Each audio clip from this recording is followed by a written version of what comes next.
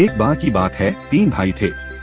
वे सभी बहुत चतुर थे और एक दिन उन्होंने अपनी तर्क शक्ति और तर्क का उपयोग करके अपना भाग्य बनाने का फैसला किया।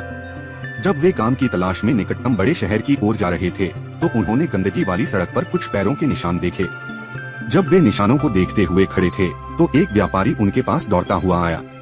क्या आपने इस सड़क पर कुछ गुजरते हुए देखा है? उसने घबराकर पूछा। पहले भाई ने पैरों के निशानों को ध्यान से देखा और कहा, हाँ, एक बड़ा ऊंट था।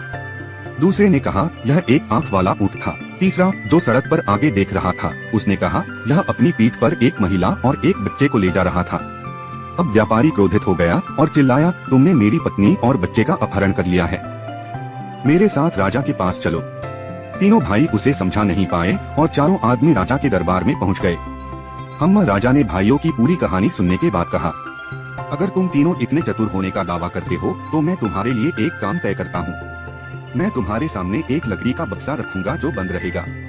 तुम्हें बिना अंदर देखे मुझे बताना होगा कि इसमें क्या है। तीनों भाई सहमत हो गए और जल्द ही राजा के आदमियों ने उनके सामने एक मोटा लकड़ी का बक्सा रखा जो मजबूती से बंद था।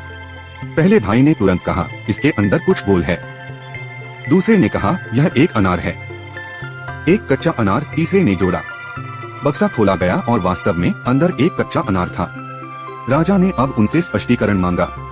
पहले आदमी ने कहा, जब आपका नौकर बक्सा ला रहा था तो मैंने अंदर कुछ लुढ़कने की आवाज सुनी। इसका मतलब था कि इसमें एक गोल वस्तु थी। दूसरे आदमी ने कहा, मैंने आपके नौकर को अनार के बगीचे से आते देखा, इसलिए मुझे पता था कि उसने बक्से में एक अनार रखा है। चतुर भाइयों ने कहा, और यह अनार का मौसम नहीं है, इसलिए यह कच्चा ही होगा। अंतिम भाई ने कहा। राजा को अब भाइयों की अवलोकन शक्ति का प्रमाण मिल गया था और उसने उनसे पूछा कि उन्हें व्यापारी की पत्नी और बच्चे के ऊंट पर होने के बारे में कैसे पता चला।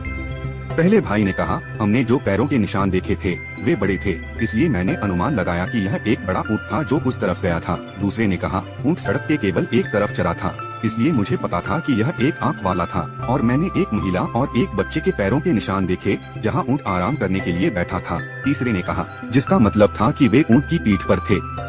राजा को अब उनकी चतुराई का यकीन हो गया और उसने तीनों भाइयों को अपने दरबार में मंत्री नियुक्त कर दिया।